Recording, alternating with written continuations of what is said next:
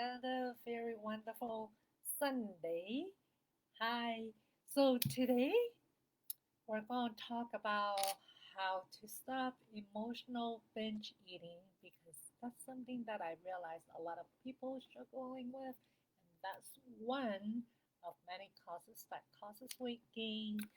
And before I get started, I want to make a quick announcement over here because we're starting something very exciting. I'm starting a 5 day challenge for people who've been struggling with weight loss for years, trying everything under the sun, nothing seems to work, and just so frustrated. So I have the solution for you. You and and it's a 5 day challenge, completely free. You don't have to pay anything to attend or to participate. It's wonderful. Invite your friends, everyone. You're gonna learn so much about yourself. And what I've learned over the last so many years from my own client and patient that I've been working is that a lot of this diets out there, whatever weight loss attempt, whatever tricks that you have, trainers, doctors, dietitians, nutritionists try and help you, nothing seems to work, and there's very specific reason why. And most one major reason that what I notice is that um, none of these are yours.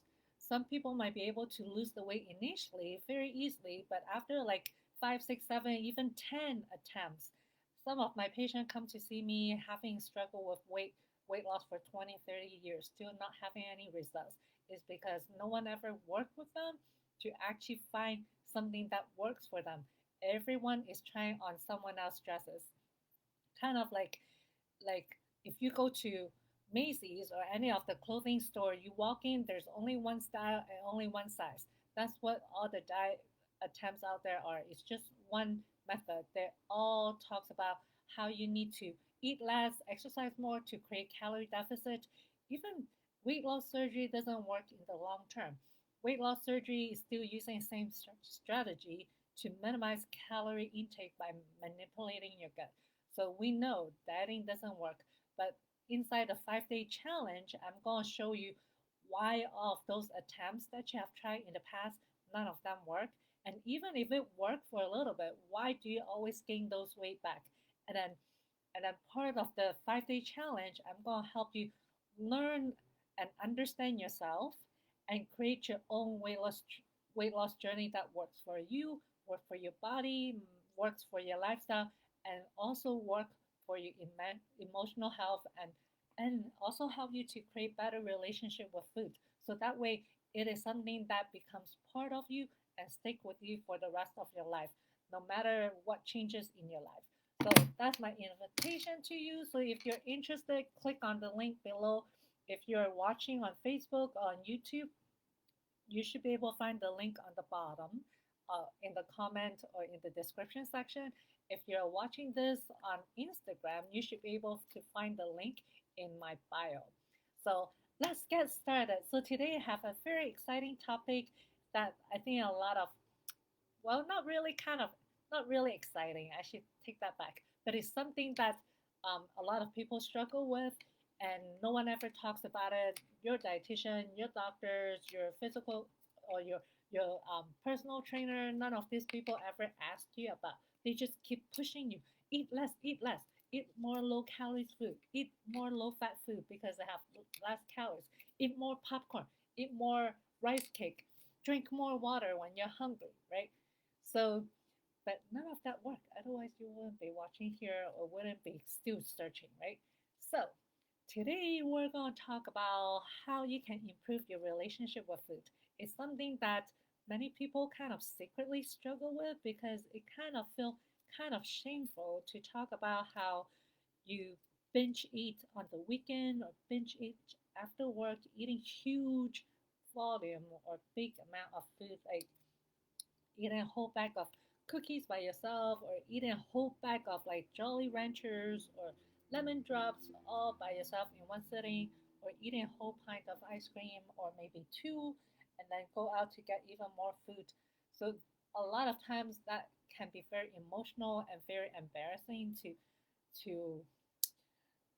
discuss with your providers. And I know sometimes your doctors might not even be the best person to to talk to because I have so many patients come to me crying like I just don't know what to do. I went to my doctor, tell them what that I've been trying to lose weight and exercise every single day. I can't lose weight, and the recommendation for me is you need to exercise more. You eat less. That's the recommendation that they get from the doctor, and like they don't understand, right? So you just need to find someone who understands you, understand your situation, who have experience working with your kind of problems, and that's the kind of provider that you need. But here you'll learn a lot from me, and I hope that I can help you as well from my own experience working with clients.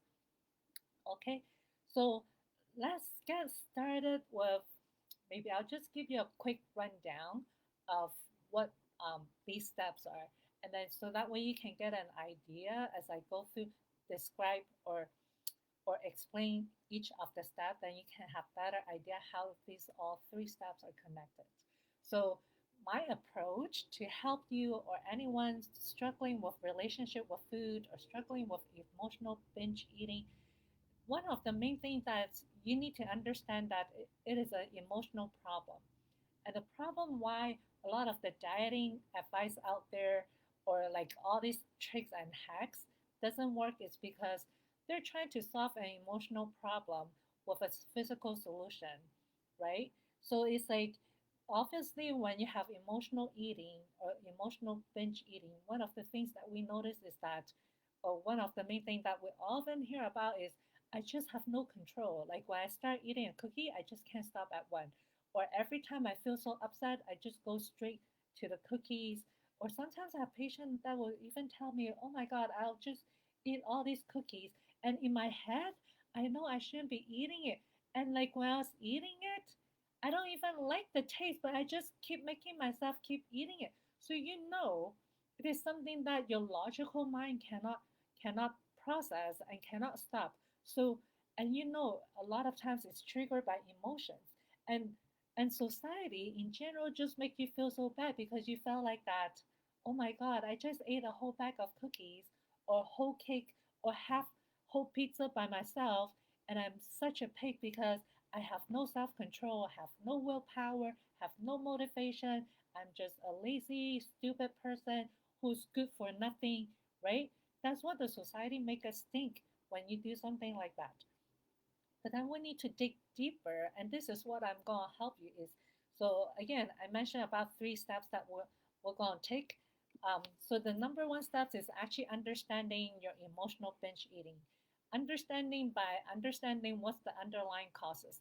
Why are you eating something that you know is not good for your body, but somehow somewhere deep down in you, somewhere there's a part of you inside that makes you or force you to eat this food in an crazy huge amount that makes you feel uncomfortable and also makes you just miserable just eating it, right? And then second thing is understanding the food chemistry, not not so deep but more like understanding why junk food is so addicting. Because if you ever look back, or even with my own patient, I never have anyone come to me crying like, oh my God, I can't stop binge eating carrots. Everyone who have um, binge on food or have emotional binge eating is always the junk food. Sugar, fats, and processed carbs is always processed food. No one ever binge on carrots, on broccoli, or cucumber, or anything like that. So we're going to talk about a little bit about food chemistry, how it affects our brain chemistry.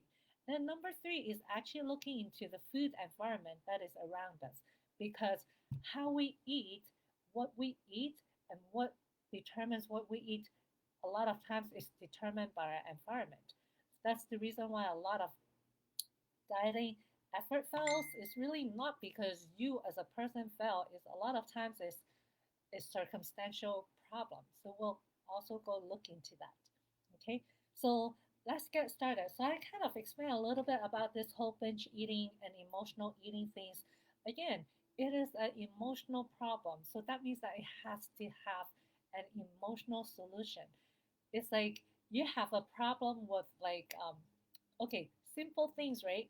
Like just this past week, I was driving, and then suddenly my my dashboard show up that something's wrong with my tires. You know how when your tires low, it show up the thing, and then mine will show up and it's showing the tire pressure on all tires except for one was missing. So then, so then I took it to the dealership before they close. I have someone check my tire pressure. So the person was like, "Oh, maybe there's a leak in the car. Maybe you drove over a tire, a nail or something." So that he kind of helped me check the tire, like right there, check right there, like, well, I checked the tire. Didn't seem like you have a leak or anything. So he checked all my tire pressure and everything. And then he's like, well, all the tire pressure is good. So let's see if the tire pressure stays tomorrow. If anything happened tomorrow, if the tire pressure goes down again, then there might be a leak. And I'll suggest you bring it to the mechanic and have them check for a leak, right? So that's what happened. So then I went home with that. The next day it was funny, another tire leak. But anyway, so I decided I'm going to go to another place, which is tire specialist, right? So I went to them, kind of tell them what happened. So they took my car in, kind of take a look, and then this person came out and was like, "Oh, all your tires are actually fine. I don't find any leak in any of your tires, but the tire that was not showing the tire pressure on the monitor, that tire was missing a sensor, or the sensor in the car was broken." So he's like, you need a new sensor. So what I'm trying to explain here with this example is that we need to identify the problem, the source of the problem, the cause of the problem. Then we can fix the problem. The issue with a lot of these previous diet attempts that you have attempted is they're just kind of like a boo boo band aid approach. Like, sorry, my little baby talk, because I work in a kids clinic. So, like, they basically like, oh yeah, you need to lose weight, just eat less and exercise more, right? But you know that approach doesn't work for especially for those of you who've been struggling with weight loss for the last 20, 30 years. You have tried so many freaking diet. You're like, oh my god, just give me a break already. Don't don't tell me another diet or anything. It doesn't work. Which is so true, right? And and the irony is that if cutting calories, exercising more doesn't work, then you should just do the opposite and start eating more and stop exercising. And I'll talk about it in another post. But today I just want to talk and focus on the relationship with food. Okay, so the relationship with food, the binge eating, the emotional eating, right? We need to find the right cause. So that the number one strategy is to really go deep inside and figure out who is that person inside you that's making you eat all that yucky food that you're not even enjoying and makes you feel so yucky after eating that. Okay, so finding the meaning. So that will be the number one, finding the cause of the binge eating. And that will start with finding the meaning of food. And a lot of times people don't understand when I say the meaning of food. I talk a lot in my blog, over here at Instagram and Facebook and on TikTok. I talk about the meaning of food. Meaning as in the emotional meaning. So just quick example, bacon. A lot of people love bacon, right? Actually, not a lot, but when you watch TV and different things, they put bacon on everything. Like it is like magical food that tastes super good. It just makes everything taste good. But let's just put it in perspective. Bacon. So if you're a vegan, you probably think, oh, it's bacon. That's so gross, right? If you're Muslim, you're like, oh no, it's pork. I'm not allowed to eat that. Take that away from me. Or if you're on a ketogenic diet, you're like, oh great, it's bacon. I can have it. I can have a lot of it, right? And then who else? Bacon lovers, right? Bacon lovers like, oh, I love bacon. Can I have more? Can I have more, please? Right? And then you have like, then you also have like chronic dietists. You might be one of these people who've been dieting forever, trying different kind of diets, different strategies, and then for you, you probably think that, oh no, I love bacon, but I cannot have it because I'm on a diet right now, and bacon have a lot of fat, so I'm gonna avoid that, right? And then there's also another category of people that no one ever talk about. Maybe a traumatized child. Like someone might have a traumatized childhood where every time they can show up, something bad happens, right? Or maybe they were forced to eat bacon as a child, and then now they're like absolutely no bacon because every time I see and smell bacon, it reminds me of being forced to eat bacon, and it was a very unpleasant experience. Or a child who might have, when they're little, they choke on a piece of bacon, or maybe they ate bacon and then they threw up afterwards. So someone who, as a child, or maybe even sometimes adult, to have a bad experience with bacon, and then now they're like, absolutely not, no, thank you, right? So you see, food has meaning. The meaning might be different for everyone. And when I work with my client who have binge eating disorder, what I found out is that a lot of times, even though everyone might be all binging on all this junk food, right? Like the cookies, candies, donuts, pastry, and things like that. But everyone's childhood history is different.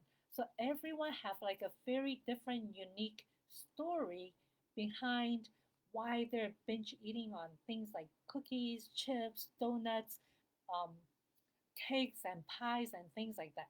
Everyone have their own very unique, different stories. I have someone. I'll give you some examples. I have like clients who as a child was restricted. Like the parents are super strict, so they're not allowed to have any sweets. So anytime he have the opportunity outside the household to have sweets, to have candies, he'll just binge on it before he goes home, so the parents won't find out. And I have another client. What was the story? Oh, the story was growing up, her mom, who was overweight or actually obese, have a gastric bypass surgery when she was growing up. And after the mom have the gastric bypass surgery, because she has to be on a very calculated, um, clean, healthy diet, so the mom removed all the junk food from the house.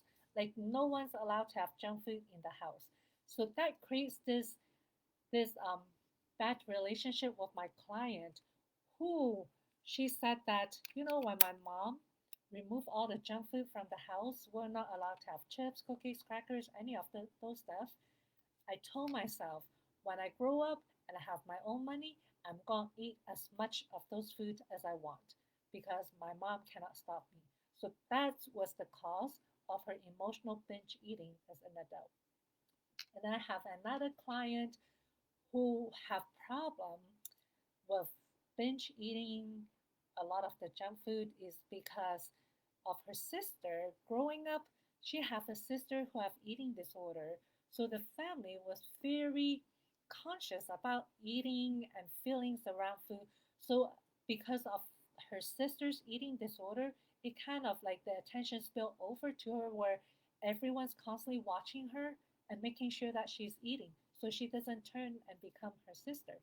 So that extra attention on her push her over the edge to become an emotional eater. So everyone have a different story. So what is your story behind your binge eating, right? So that's that. So that's the number one, finding out your underlying cause, your meaning, your story behind your binge eating. And the other thing to also look into is what you can do, right? So then usually I have my patients start with um, starting a food and mood journal. So what I usually have them do is start a journal. They're going to write down every time that they eat. They're going to write down what they ate. And I told them, I don't need details. I don't want you to count anything. I don't need portion. I don't need any of those. It's for you to to to do your detective work. You just write down a few words what you ate just to jog your own memory, and then you're gonna write down your mood at that time that you start eating. And then you're also going to write down your hunger and satiety score, and we'll talk about that later, because the thing is we need to understand how far they go, like why are they eating when they're not hungry and why they eat past fullness. So they're going to write down the emotions, or if something happens, they're going to write all that down. It's basically a journal to help identify what was the trigger for you to to to start eating all the junk food and then feel bad. And generally, when someone who have emotional eating, who tends to go for food when they feel stressed, upset, angry, bored, um, actually, a lot of people say they eat because they're bored. Is just another word for loneliness. And yeah, there's more psychological, but those are usually the words that my client use. They feel stressed. Sometimes they feel angry, get stressed out, upset, lonely. But basically, food serves different purpose. So the main three purpose of food when people go um, have problem with emotional binge eating, food serves three purpose. One is to numb an unpleasant, painful emotion, kind of like a painkiller. Number two is to escape an unpleasant situation. So food sometimes brings back happy memories from childhood. So when you're eating that food, it makes you feel happy and brings you back to your old childhood happy memory. And then number three is punish. And it sounds kind of crazy, like why would I punish myself with ice cream? But that's what sometimes people do is when they're eating ice cream, cookies, desserts, things that sounds really good, but they're using it to punish the body for something that they feel ashamed and guilty of. So that's what the food and mood journal is about, is when you write down everything that you put in your mouth throughout the day, whether you're hungry or not, how far you went with the eating, how much you ate, all of that is going to identify the purpose of that binge eating for you. Is it because to numb some emotional pain? Is it to help you escape from an uncomfortable situation? Is it punishing you for some kind of shame and guilt that you feel because of something you did or not do? Okay, so that's number one. Number two is understanding why junk food is so addicting. So, like I mentioned earlier, I never ever have anyone come crying to me and say, "Oh my God, I can't stop binging on carrots or broccoli or cucumber or peppers or whatever." Never. Every single person who have problem with binge eating is always binge eating on some kind of processed food. Things specifically fat, sugar, and processed carbs. Those are the three, like like what should I use words? That's the three addicting combination for like a recipe for addiction. Okay, so knowing that, let's just talk about what processed food are or what junk food is, right? Like junk food, everyone knows junk food is bad, but why are people still eating junk food, right? And I just want to reassure you that it's not because you're a bad person, it's not because you have no willpower, none of those has nothing to do with you, but has everything to do with the food. Junk food, just knowing that the fact that we call it junk, if you look up the meaning of junk, there's really just two main meaning for junk. One is some type of boat, which we haven't really used that term forever. But the other reason is more like a slang that just means garbage, right? So if someone ever call a food junk, and it's like the word junk food has been around forever. Like ever since I was little, when I first learned about it, it's already called junk food. And I'm like 40 something years old. Like for 40 something years, or maybe probably even longer, right? Before I was born, we're already calling this food junk. And shouldn't we start asking better questions, right? Like why are these food called junk? So that's a deeper question to start with. So the reason why these foods are called junk is because when you put it in your body, it does nothing other than putting trash in your body that your body have to deal with. It's kind of like if you have little kids or if you have pets or dogs or cats, they bring garbage from outside the house and you're like, why are you bringing this trash in the house? It's like another piece of garbage I have to get rid of. So when you put junk food in your body, that's the same thing. And the thing is, it's already in the name of the word. So just knowing that it is junk for a good reason is that our body do not want it, does not want it, don't care for it, don't want to do anything with it. The only thing that our body wants to do with junk food is to get rid of it. Second thing is, then why is junk food so addicting? Why is that we always want it and can't say no to it? And this is the part where we have to go into the food manufacturer factory to figure out, because junk food is actually engineered to be addicting. Like, you saw all these TV commercials, and the TV commercials all tell you, oh wow, you need to eat this cereal every morning because it is so healthy for you. We have put the best ingredients in it. Like, breakfast is such a important meal. You should make sure that you eat it, and this will give you the energy and blah blah blah and all of those, right? They all these junk food sound so healthy and so good for you, but it's just a disguise. Like, no one ever tells you that food manufacturers spend millions not just on advertising. Like, the advertising is actually brainwashing you. You're basically being hypnotized and brainwashed every day, every time, 500 times by food commercial to tell you to eat the junk food. And and then that's one thing, right? One thing to get you to the store to buy the food. Second thing is when you eat this food. So, like I said, food manufacturer companies spend millions on advertising to get you to the store to buy the junk food. But they also spend millions on R&D, on this department called R&D. Is R&D stands for research and development. And you're like, "Oh wow, they spend millions of dollars on researching and developing the healthiest food for me?" No, no, no, don't believe in that bullshit. They spend millions on R&D. They hire special scientists.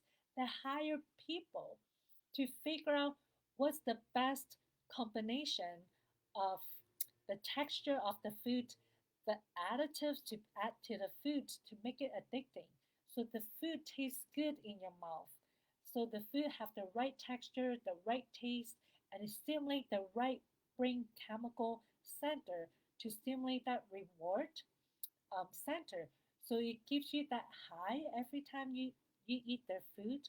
So that way you keep coming back for it over and over again.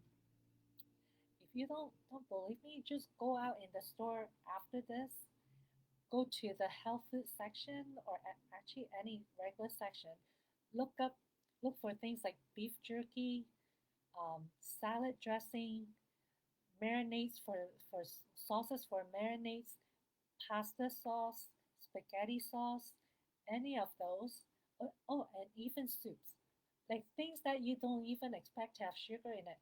And just go grab any one of those package, turn over and look at the nutrition label, and go down to the one that says added sugar. You'll be surprised how much sugar is in there. And you're like, why is there sugar in soup? Do you put sugar when you're cooking soup at home? When you're making salad dressing at home, do you put sugar in it? When you cook meat, when you make your piece of steak, do you put sugar in it? Why is there sugar in beef jerky? And and then what else they put? Oh, yogurt. Why is there so much yogurt in? Why is there so much sugar in yogurt? It's not a dessert, right? So just be smarter, okay? And the thing is, um, the nutrition label is a legal document. So they have to put all the right things in there.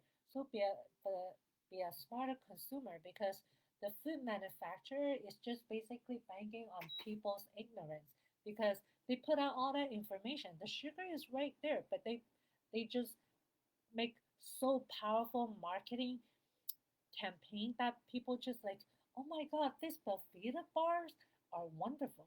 Oh my god, these granola bars are good. Oh my god, these bars, all these power bars, blah blah blah. They're so good. They're so healthy for you, but no one ever look in the back because they trust the brand so much. So it's all marketing.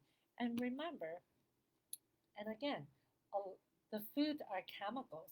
Every food that we eat trigger different response in our body. When we eat carbohydrate, body makes insulin and raise. Um, actually, when we eat sugar or carbs, it raises blood sugar level, and the body reacts by making insulin to react to that high blood sugar. When we eat fat, the body's like, oh, I feel happy because I have enough calories now So it bumps up his metabolism.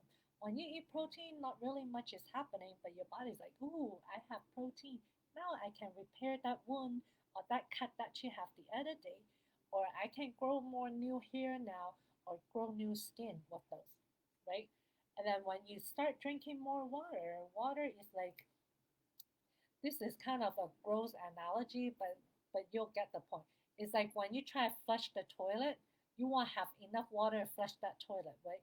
So that's kind of one of the purpose of water in our body is to flush all the toxic and poisonous stuff out. So that's why you need to drink a lot of water. But on the other hand, when you eat like a chips, cookies, and cakes and things like that, I'm not saying you cannot have those ever again. There's always room for some fun food. I eat fun food all the time, but I just don't eat it to a point that it traumatized my body, right? So like when you eat something like a processed food that have sugar, carbs, and fats, your body reacts by making insulin. And probably you have that little like burst of dopamine in your brain or even um, serotonin. So you feel good for a little bit. And that's why a lot of people seem to be addicted to junk food is because there is a chance that they might actually be using junk food to self-medicate their emotional pain, kind of like prescription antidepressant or people addicted to drugs and alcohol. So if you look at food addiction, it's pretty much the same thing as drug addiction, alcohol addiction, and um, and being on antidepressant or um, anti what's that called, anxiety medication, those kind of um, medication, just different modality. Your choice of weapon is just different, but the outcome and the purpose is the same. You're using either food. Actually, let me be specific: junk food, drugs, alcohol, shopping, gambling, sex, porn. Some people do that. What else did I say? Food. I said food. So any of those addicting modality is basically doing the same thing. You use it to numb some emotional pain, escape from a painful reality, or to punish yourself for guilt or shame that you because of something you did or did not do.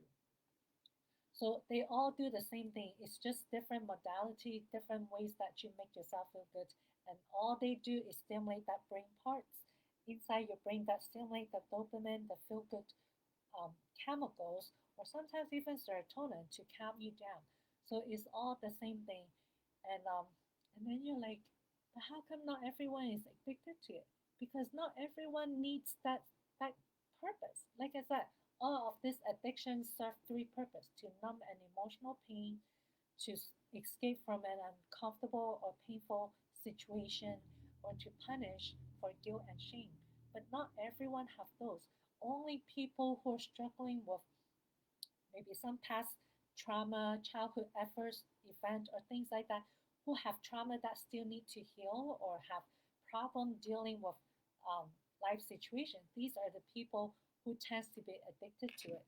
The one very simple way to understand that is that people often think that drugs is addicting. So if you try drugs one time, you can become addicted to it. But the thing is not everyone try drugs will become addicted to it. It's like the perfect example is people going into surgery. When you go into surgery, you'll be put under with general anesthesia, which is usually um, a opioid-based type of drugs that is similar to the drugs that people do. So if drugs is that powerful and it's so addicting that if you try it one time, you become addicted to it, then that means that anyone who have ever been in surgery or put under anesthesia, or even when you go have your wisdom tooth taken out and you choose to have general anesthesia, or maybe you have your teeth taken out and then your doctor gave you painkiller like the Tylenol 3 or codeine for your pain, then along that assumption where drug is so addicting, you try it once, you become addicted, then all these people who've been exposed to those will become a drug addict, right? But the truth is, not everyone become addicted to those kind of drugs because they're all codeine based. So That shows you that drug is not addicting to everyone. Drugs, food, alcohol, all of those are addicting to the person who needs it. So, and it's usually the people who have a lot of things in their life that they're struggling with. So, that's one thing to understand about. Well, actually, I'm kind of combining the first and the second thing together. Yeah, so junk food or junk food is addicting for multiple reasons. One, so just to summarize, it's addicting because um, food company put a lot of things that makes it addicting. Second is that it does contain chemicals that stimulate the brain, and also is an emotional reason where you just need it to have that feeling of calm, that feeling of extra boost in happiness because your chemicals are on the lower end, and what's the other? Oh, and to escape. So you basically the emotional. So there's the emotional side and the biochemical side. Then the number three things on how to improve your relationship with food is to look at your own environment, understanding your food environment. And I see this a lot, right? Like I see a lot of people struggling with weight loss, and a lot of times it's not like these people don't know what to eat, right? I think we all have a very general idea of what's healthy and whatnot, but then there's always a reason why they can't do it. And majority of the time is like there's no time to cook, I'm too busy to eat, or my husband or my kids doesn't like vegetables, so I we don't have vegetables in the house.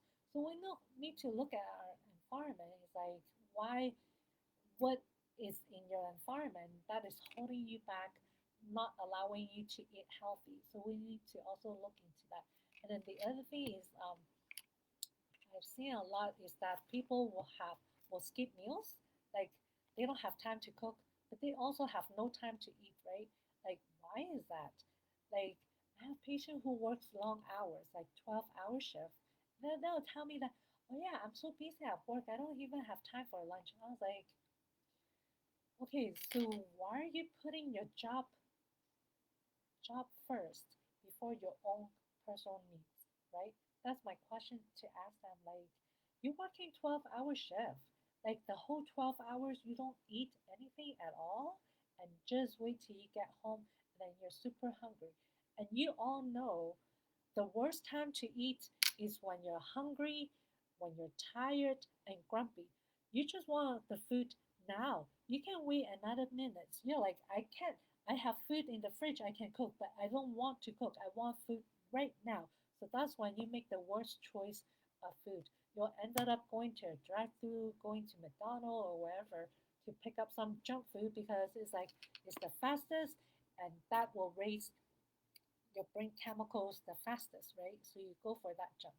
So it's always about planning. If you want to be able to eat healthy and beat this whole like binge eating emotional crap, you need to look at your whole lifestyle and pinpoint where all the problem spots are and patch the hole in all of those areas. So if it's like work, if you have like a 12-hour shift that you don't absolutely have no time to sit down and eat, I always ask, do you have time to use the bathroom? If you have time to go use the bathroom, you have time to eat. But it might not be an elaborate meal that you sit down and have like enjoy like, oh, this tastes so good. You just have to have a lot of snacks around you.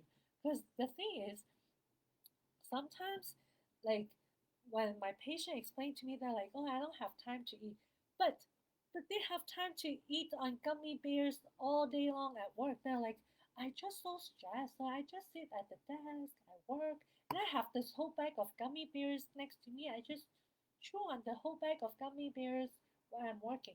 So if you have time to chew on that gummy bears, you have time to switch that gummy bears out and eat nuts or have some string cheese or cubes or some cut up fruit. But you just need to have a little bit of planning ahead of time, okay? Because the thing is, once you have the idea or the belief that you don't have time to eat healthy, I don't have the money to get healthy food, or I don't have time to exercise. Once you have those beliefs in your head, you're going to find all the reason to prove yourself wrong or to prove yourself right, right? So if you don't have time to cook, you find yourself sitting around doing a lot of other random stuff that takes up all your time so you don't have time to cook. Or when you have no money, you'll find that you'll start noticing that you're spending money on random shit that you don't need and then having no money to buy food. So yeah, we have to be very careful of what you kind of tell yourself or what reasons or excuse you're telling yourself. So like with these patients, a lot of times I tell them just make sure you always have snacks in your office. So whenever you have time to eat, and I usually tell them take a break, like even 5 minutes. Like don't tell me you don't even have 5 minutes at work. Like try to eat something, try to put something in your mouth. I was like, I don't care if it's a meal or just one bite of food. I was like, just put something in your mouth every 3 or 4 hours at work. Like just put something in your mouth to break the fasting. Because when you starve yourself for that long, this is totally different than intermittent fasting or anything like that. When you're in such a high stress environment because you're working so hard to a point that you don't have time to eat, you probably is in a lot of stress when you're at work, right? And then you're not eating. So you're burning a lot of energy, using a lot of physical and mental energy while putting nothing in. Then when at the end of your 12-hour shift, you're just so hungry, angry, starving, so you're not going to make good choices. So that means that the best bet for you is plan all your meals a day ahead, having all the healthy snacks available, and then also have that healthy meals available at dinner. So when you come home, all you need to do is stick something in the microwave, warm it up, and sit down. And you can eat as fast as you want. I don't care at that point because you at least have a healthy meal waiting for you. But it does take some changing in mindset to believe that you can do it and start with just planning your meals one day ahead. Having bring a breakfast, um, actually planning for breakfast, no, planning for at least 2 meals and one snack, or maybe even two snacks to bring with you to work every single day. That's just to start. That's that's kind of like um, what you call setting yourself up for success. And the second thing, very important, is why do you put your work before your needs? Why is your work more important than your own health? Right? That's something that is going to take a long time to work on. For some people, is self-love, putting yourself first. And I have a post that I did earlier on TikTok about what would your life be like when you put yourself first, when you put your own needs first? Because I think a lot of times, one of the many reasons why a lot of this dieting effort fail is because you or most of my clients put themselves last.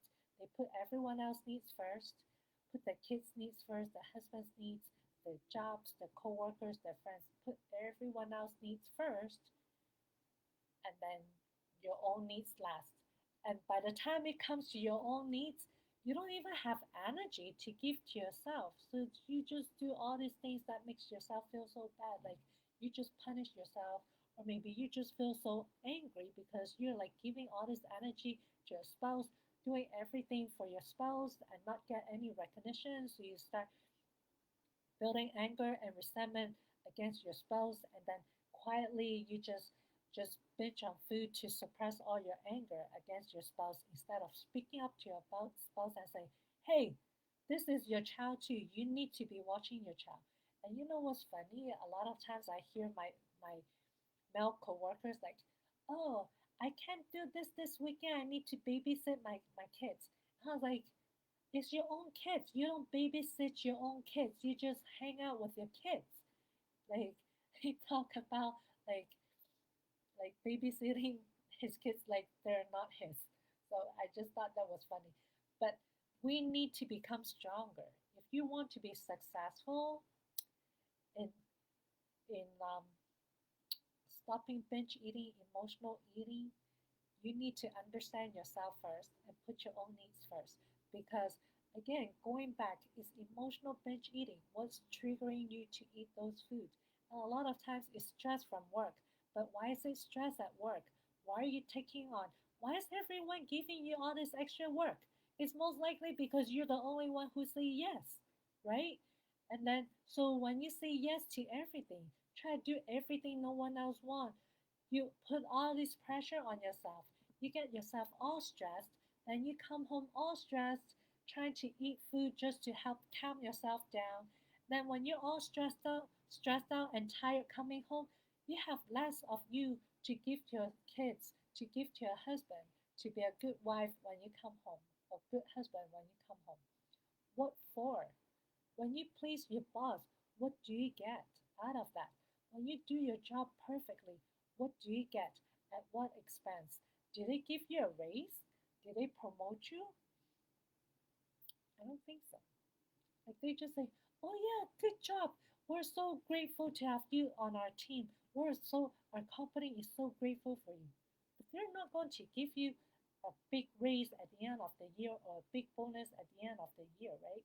But if something happens to you get sick, really sick, they might send you some flowers or like a card to say, "Oh, hope you get well soon." But if you get sick to a point that you cannot work anymore, you have to quit because you're so sick and because of working so hard there, they're like, "Thank you so much for your service here. We really appreciate you. Goodbye." The next thing you know, they hire another person to do the same thing to replace you. So just think why you work so hard for this company and not take good care of yourself. Is it because there's a subconscious thinking or belief that you're not worthy and you're not deserving? Everyone else deserves perfect love, perfect attention, but you're not giving those same love and attention to yourself. That is the question I'm going to leave you with today. Okay, so think about it. Why are you putting everyone else's needs before yours? Um, think about that and then comment below if you figure out something. Okay, so I'll leave you here today and I hope I give you some good insights into why and how you can stop emotional binge eating. And again, my offer is still open as an invitation to the 5-day free weight loss challenge, the Refresh Renew 5-day weight loss challenge, where you're going to learn so much about why all this dieting doesn't work, and also a way to for you to understand who you are and how we can a